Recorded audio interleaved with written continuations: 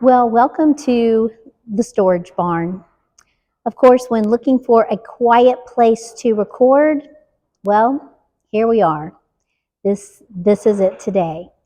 Now, the verse I want to talk about today is found in Philippians 4:4. Some of you may know it. You've probably memorized it.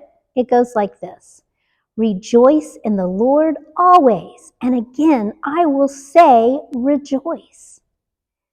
Now, what does that mean? Let's break that down into three parts. Rejoice in the Lord always. What was the Apostle Paul talking about by this word rejoice? Does it mean that we should be happy all the time? Does it mean that we're just to go around smiling and just pretend that maybe we're not going through a difficult circumstance? I don't think so. When I was doing some research on this word rejoice, I noticed in the Greek it has a similar root to the word grace.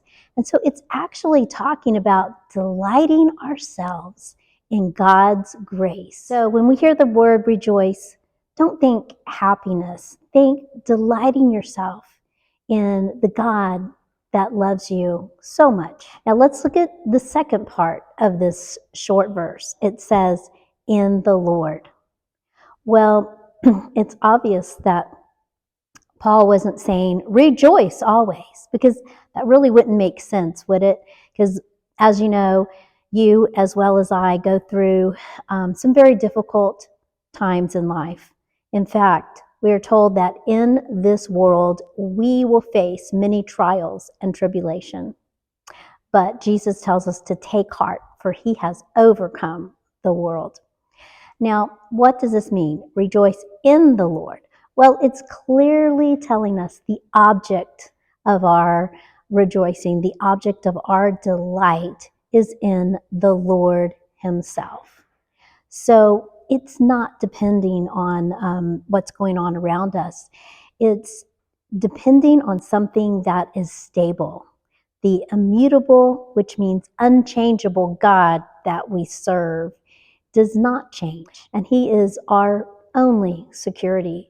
So we can rejoice in the Lord because that he is an unchangeable rock.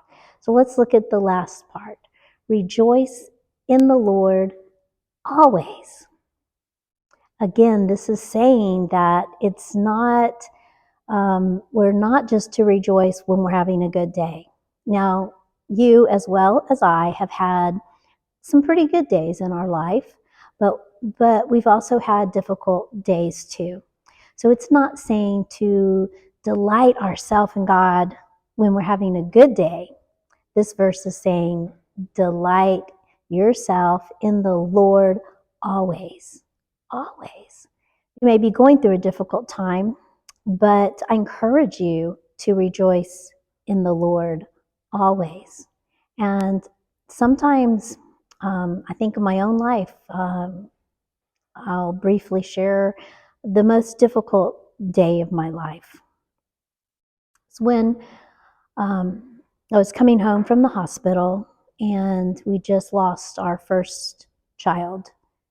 I had my first miscarriage and the first baby. And as some of you moms know, that this first child that you're carrying, you have so many hopes and dreams already for this child, even though it hadn't been born yet. And when I lost this child, I can't tell you, I never thought, I just had no idea the extent of the grief of that loss. So I just remember being in the car on the way home from the hospital, and my husband I was in the front seat, passenger side, of course. I had so many, I don't know what medication they had given me, but I was pretty out of it. And so sad.